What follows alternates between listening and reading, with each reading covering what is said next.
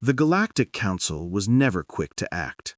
Its chambers, vast enough to seat delegates from 1,000 species, had echoed with debates about humanity for nearly 3 centuries. To some, humans were innovators, brilliant, resourceful, and resilient beyond reason. To others, they were reckless, a danger to themselves and everyone around them. The humans spread too quickly, consumed too much, and ignored the patient, methodical pace of galactic politics. Every decade, a new report was filed.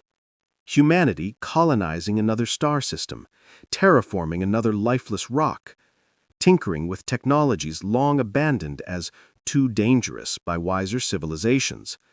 And every decade, the Council postponed a decision. We must study further, they'd say. There's no need to rush. But by the time the Council finally moved, even their most patient members admitted the truth. Humanity had slipped beyond control. The vote was called. For the first time in living memory, the Council chose decisive action. They would summon humanity, extend an ultimatum, cooperate and integrate, or face the combined authority of the galaxy. The fleet departed, gilded vessels carrying ambassadors, peacekeepers, and a quiet threat behind their smiles. They expected resistance, of course. Humanity never yielded easily. Perhaps there would be protests, negotiations, even skirmishes. But they believed the humans would bend. They always did, eventually. Instead, the envoys arrived to find a graveyard of silence. Earth greeted them first. From orbit, the blue and green jewel looked unchanged, vibrant with oceans, forests, and swirling clouds. Cities glittered under sunlight, their towers stretching upward like fingers reaching for the sky. But there were no moving lights in the skies, no streams of ships lifting off or descending. Even the orbital stations hung dormant, their docking rings empty, their windows dark. When the first envoy ship landed in what had once been New Geneva, the proud, unified capital of Earth, they expected parades of soldiers, banners of resistance, or desperate civilians. Instead, they stepped into empty streets. Skyscrapers stood untouched but hollow. Market squares were littered only with leaves carried by the wind. Grass pushed through cracks in the pavement. Parks had grown wild, vines coiling up the sides of abandoned buildings. A child's toy lay forgotten on a doorstep, its owner nowhere to be found. There were no signs of struggle, no barricades, no fire damage, no weapons scattered in haste. The power grids were still humming faintly, automated systems maintaining what they could. Screens in the Grand Plaza still glowed dimly, locked on old news broadcasts frozen in mid-sentence. Humanity hadn't been destroyed. They had simply left. The envoys spread across continents. They found the same story repeated everywhere. Tokyo's vast arcology towers empty, New York's space elevators rising to nothing, Moscow's underground transit tunnels deserted but intact. Starports waited with doors open, landing lights blinking in perfect rhythm, yet not a single ship docked. It was as if in a single moment the entire species had stood up and walked away, leaving everything behind. The Council had acted at last, but humanity was no longer there to hear them. The shock of Earth's silence reverberated through the Council's fleet like a tremor. At first, disbelief reigned. Humanity was too loud, too restless, too present to simply vanish. Delegates whispered of plagues, of wars so sudden they left no trace. Some even suggested sabotage. Had another rival species erased the humans in secret? But as more reports arrived from survey teams, denial gave way to unease. Mars, once covered in glittering domes and bustling trade ports, was abandoned. Luna, home to vast shipyards, stood empty, its cranes frozen mid-construction. Even the asteroid colonies, usually teeming with miners and merchants, were nothing but husks of metal and stone. Everywhere the pattern was the same: infrastructure intact, systems still humming, but no humans, not one. The fleet widened its search, scouring nearby star systems. Proxima's colonies? Gone. Alpha Centauri's orbital rings? Silent. Outposts as far as Barnard's star were empty, as though humanity had picked itself up and erased its presence overnight. Yet in every abandoned place, something was left behind. Not debris or carelessness, but deliberate clues. On Europa's research station, the envoys found a library of data cores filled with encrypted symbols none could decipher. In the Kuiper Belt, a derelict transport vessel drifted, its cargo hold not with minerals, but with strange crystalline devices humming with unfamiliar energy signatures. On Titan, etched into the ice near a deserted refinery, was a symbol repeated again and again, a spiral reaching outward, its arms pointing toward the uncharted dark. The council argued furiously in their chambers aboard the flagship. "This is proof they were destroyed! These are remnants of a lost people!" "No," countered a reptilian scholar. "These are messages. They left these for us to find." The council's embarrassment deepened. For centuries they had delayed action, confident humanity was theirs to control when the time was right. Now it seemed humanity had anticipated their move and acted first. The evidence became undeniable when a scout vessel recovered fragments of a human starship beyond the rim. Its hull bore scorch marks, not from battle, but from forces unknown, energies no council species could replicate. And its navigation logs, though corrupted, showed coordinates spiraling outward, beyond mapped space, beyond the galaxy's edge. A terrible thought began to creep into the minds of even the most skeptical delegates.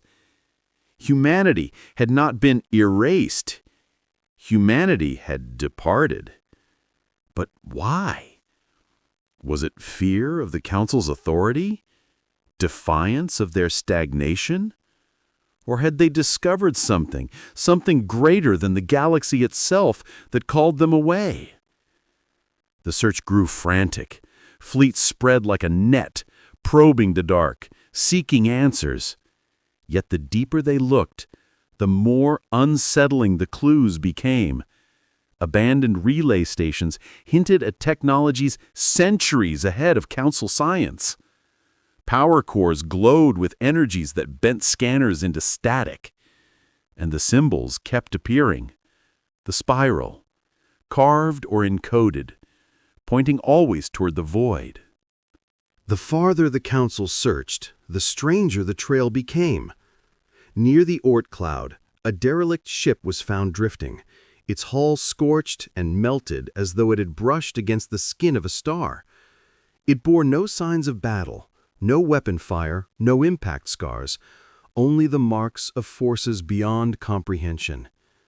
Inside, the ship was empty. No bodies, no personal effects, nothing to suggest panic or violence, only silence, and one final inscription carved into the command console: "Not lost, ascending." That phrase spread like wildfire across the Council's channels. What did it mean? Where had the humans gone? The discoveries multiplied. At the edge of Council charts, scouts found a half-built station, immense in scale, larger than any artificial construct in recorded history. Its framework was forged from alloys unknown to every metallurgical database, materials that bent light unnaturally, as if half-anchored in another reality. The station had been abandoned mid-construction, tools and scaffolds still floating in microgravity. The only clue was a repeating signal pulsing from its core, a spiral, transmitting into the void at frequencies far above known spectrums. The Council scientists were unsettled. The designs suggested technologies centuries, perhaps millennia ahead of the present age. Humanity had been building in secret, racing forward in ways no one thought possible. And then came the most disturbing discovery of all. A relay station on the rim of Sagittarius' arm was recovered intact. Inside, they found fragments of human transmissions, scattered journal entries, half-finished logs, fragments of voices captured across centuries. They weren't messages to each other. They were addressed outward, into the void. They will not understand us. We cannot wait for them to grant permission. The Council is blind. We must go where they cannot follow. The implications were undeniable. Humanity had not simply disappeared. They had chosen to leave the galaxy behind. The Council was shaken. They had always seen themselves as the axis of civilization, the patient guardians of order. No species had ever defied them in such a way, not through war, but through absence. By leaving, humanity had declared the Council irrelevant. Debates turned heated. "They are a danger," roared a militarist delegate. "If they return, they will wield powers we cannot match." "They may never return," argued another. "Perhaps they seek peace away from our politics." But in the hushed conversations that followed, a darker fear spread. What if humanity's silence was not retreat, but warning? What if they had stepped into something greater, something that the rest of the galaxy was not ready to face? For the first time in memory, the Council's authority wavered. Their fleets scoured the void, but every discovery only widened the gap between what they knew and what humanity had become. And all the while, the spiral symbol continued to appear. On derelicts, on stations, carved into asteroids, always pointing outward, always leading away from the galaxy. The message was clear. Humanity had not been defeated or destroyed. Humanity had outgrown them. The Council's grand chamber, once filled with certainty, had grown quieter with each revelation. Delegates no longer raised their voices in triumph or authority. Instead, they whispered, unsettled by the simple truth humanity had slipped through their grasp. It wasn't just the silence that disturbed them, it was the trail left behind. Every derelict, every abandoned station, every symbol carved into stone or metal seemed deliberate, as though humanity wanted the galaxy to know they were gone, and that they had chosen to go. The spiral haunted their dreams. Scholars debated its meaning endlessly. Was it a map, a warning, a promise of return? Some claimed it was a declaration, a species breaking free from the circle of Council authority, spiraling outward into infinity. Others whispered that it was a lure, a test to see which civilizations would dare follow. Fear spread faster than answers. What if humanity returned, not as neighbors, but as something greater? A civilization that had crossed thresholds of science and existence the Council dared not touch. What if they returned to judge? But the greater fear was silence, that humanity might never return at all, leaving only their absence as a wound upon the galaxy. Trade routes slowed, alliances wavered. Entire species questioned the Council's authority. If they had waited too long, if they had underestimated humanity so thoroughly, what else might slip beyond their grasp? Amid this growing unease, one final discovery shattered the chamber's fragile calm. On the edge of mapped space, hidden in the debris field of a dead star, A council scout ship recovered a beacon, undeniably human. It pulsed weakly, its power fading, but the message it carried was intact.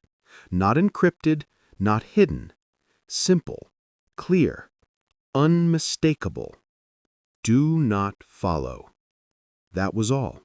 No coordinates, no explanations, only those 3 words. The council fell into silence.